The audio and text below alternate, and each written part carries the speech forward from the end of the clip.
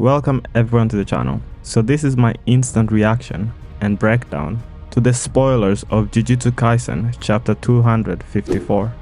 I'm recording this live as I read the chapter, so this is going to be my first reaction to the spoilers. Apparently this chapter continues to gas up Kusakabe, and he's explaining that a simple domain can be used to neutralize a domain sure hit effect, but it doesn't really neutralize the curse technique itself. And he continues to say that even though it's just a simple domain, it's still a domain.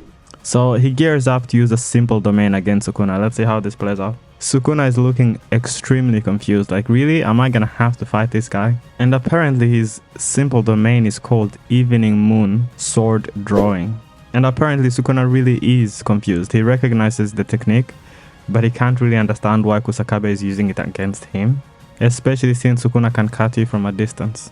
So apparently Kusakabe's simple domain is a bit of a special case. Since Kusakabe is one of the better barrier users, his simple domain has a big area, big enough where he can have Sukuna inside the simple domain, not just himself. And inside the domain, his cursed energy output is amplified. And keep in mind, this is basically Sukuna back to his full power, because when people use Black Flash, it tends to put them in the zone, and then they can use sometimes even 120% of their full power. But inside Kusakabe's domain, Sukuna's technique will get weaker. In my prediction of this chapter, I was saying how Kusakabe is going to have some unique technique that could surprise Sukuna. And so far, it seems like that's exactly what's happening, but let's see what happens. Kusakabe is able to shrug off Sukuna's slashes. He's just able to deflect them or cancel them somehow. And it turns out Kusakabe has a similar technique to some guy from Hunter x Hunter, where anything that enters his range and this barrier basically he puts up, he will almost automatically just cut it apart. And yeah, like we talked about in the prediction, Sukuna seems to be kind of impressed by Kusakabe's technique and reflexes. It's actually more scary for Kusakabe if he actually impresses Sukuna. Wow, unbelievable. So apparently Kusakabe has just straight up been reading Sukuna's slashes. Something previously only Maki could do. I don't think even Gojo was able to do that. And he's reading sparks of Sukuna's cursed energy and Sukuna's motion and just pure intuition, I guess. Then Sukuna immediately releases another barrage of slashes, and Kusakabe barely survives this time. And then he realizes that Sukuna unleashed his slashes without any motion or telegraph, so he couldn't read it at all. So basically they just appeared out of thin air. And I'm not surprised that a master like Sukuna would be able to completely just adapt to any technique he sees and use his slashes with completely zero telegraph. And that's what Sukuna just did here. And then the chapter goes back to gassing up Kusakabe with more of those flashbacks. Nanami calls him an expert swordsman with a wide variety of techniques. Meimei says Kusakabe is a useful man who can apply himself to any given situation. That's pretty high praise. They're really making it sound like he's about to get destroyed here. They talk about how a lot of people have to create a binding vow in order to use simple domain, and Gojo's praising Kusakabe for not needing a binding vow in order to make his simple domain. And apparently it's also confirmed here that the effective range of Kusakabe's simple domain is huge. So back to the present, Kusakabe is somehow able to sense that Sukuna is about to use the world-cutting slash. He's expanding his cursed energy in some way. I'm shocked that Sukuna would need to use the world-cutting slash against Kusakabe. Isn't that a little overkill? He really couldn't get him with his irregular dismantles. So Sukuna is apparently shocked that Kusakabe is able to sense that Sukuna is going to use his world-cutting slash. So previously, apparently Sukuna wasn't inside Kusakabe's domain yet, and Kusakabe just immediately, when he sensed that Sukuna was going to unleash a massive attack, he enlarges his simple domain. And usually in these sword drawing domains, you have to draw people to come inside your domain and then you can cut them up. But Kusakabe can just enlarge it, and then if you don't escape or move further back, then it's going to reach you, and then he's going to immediately be able to attack you. And this is what Meimei is explaining about Kusakabe's simple domain. And she says that he's the kind of sorcerer that Meimei would choose to bring to a deserted island. So he's just that resourceful. Wow, so the next panel shows us Kusakabe kind of cutting up Sukuna. Wow, it's like everybody gets to land, attacks on Sukuna and makes him bleed, but Sukuna is He's basically just a zombie. Cutting him is like meaningless at this point. But it's still very impressive that a guy like Kusakabe can land big hits on basically the strongest sorcerer. It's not like, for example, like some Dragon Ball Z character, like Cell for example, where if you're not anywhere near his power level, you can't even make a scratch on him.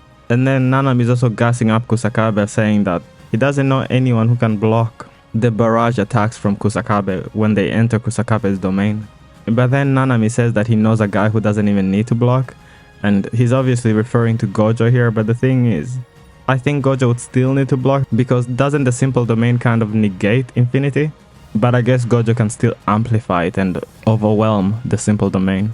So then Kusakabe's sword breaks when he's trying to catch Sukuna, and then he just throws it away. He's like apparently out of a sword but not out of options. He just starts straight up throwing hands. Kusakabe actually fighting hand to hand against Sukuna. Who would have thought we would see this? He sends Sukuna flying into a building with a kick, and then he chases him, kinda like what Gojo was doing to Sukuna. Like, what am I reading? What am I watching?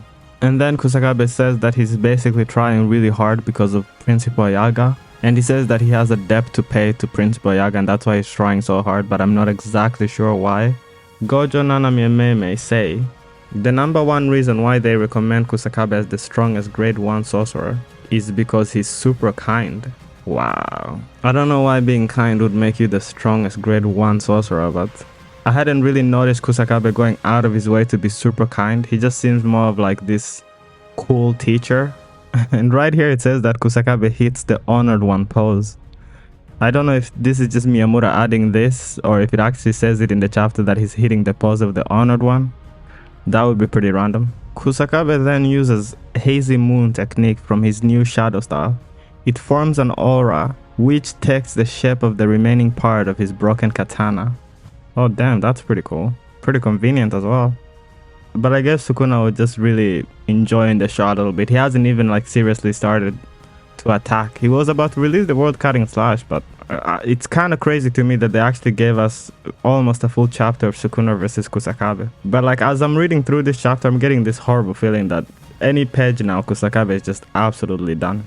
Kusakabe rushes once again to attack, but Sukuna grabs a hold of the sword with just 2 fingers, and Sukuna says, "You aimed for my heart where I've already been damaged, huh?" That's kind of playing dirty. So I guess this kind of pissed Sukuna off. He had seen enough, and he's like, that is so painfully obvious. Oh my goodness. Here it is. In the very next panel, we see Kusakabe lying on the floor with his chest slashed. Uyuye and Meimei immediately arrive to save Kusakabe, but oh my god, of course Sukuna would catch that boy this time. I can't believe this Uyui little boy thought that he would just keep teleporting in, even when there's nobody there to distract Sukuna. And Sukuna is just gonna allow him to keep coming and going. So don't tell me Sukuna is going to one-shot this little boy as well. Come on. Oh my god. So Sukuna literally sneaks up on Uyui, saying that you're starting to get annoying. I don't know why Sukuna is even so annoyed. Uyui hasn't attacked Sukuna. Uyui hasn't even brought back anybody Sukuna has defeated, you know? So basically, Sukuna is just annoyed that Uyui is picking them up. And also, if they weren't being saved, like, it would be pretty weird for Uyui to keep risking his life coming to immediately pick them up. Oh my god, this next sequence is extremely shocking. Just as Sukuna was about to kill Uyui, Miguel arrived to the battle scene and rescues Uyui instantly. What on earth? Miguel is that guy who was getting pissed up by Gojo. So, I mean, good thing Gojo let him survive at least. Miguel, so the entire world, all the Jujutsu sorcerers in the world are here. So, it's possible that maybe Uyui teleported to Africa or wherever this guy is from. And then he asked him to come help them. Like, yo, if we don't get this guy, the entire world is gonna end. So, Uyui survives. I don't know what this means for Kusakabe. When Sukuna says he doesn't recognize him, Miguel goes, "You must live under a rock for not knowing who I am." These islanders need to sharpen their senses more. So he came in just talking smack immediately. This is gonna be a little bit of an interesting fight, because obviously Miguel was way overmatched against Gojo. But, you know, Gojo he's a very different kind of guy to fight. And this is a very interesting thing between Gojo and Sukuna. Like, Gojo's insanely overpowered because obviously his strength, his speed, and just his basic infinity that most people can't even get past. But Sukuna is like a powerhouse because obviously he's also like insanely strong and everything else, like kind of rivaling Gojo, but he doesn't have that crazy infinity that no one can get past. Instead of that, he just has like insane skill with everything. Like, it's kind of ridiculous. So yeah, this is where the chapter ends. Thanks for watching. Drop a sub or a like if you enjoyed the video. So yeah, I'll put this video on my second channel as well. And in the future, I'll be putting more of my content on the second channel. My main channel has been getting hit by strikes from YouTube. So I would definitely appreciate it if you would drop a sub on my second channel, just in case something happens with this channel. And for more content on there as well. The link will be in the description. Oh yeah, the editor's comment is apparently Miguel, the man who fought Gojo on equal footing, joins the fight. Man, this guy didn't fight Gojo on equal footing, like come on. But yeah, thanks for watching though.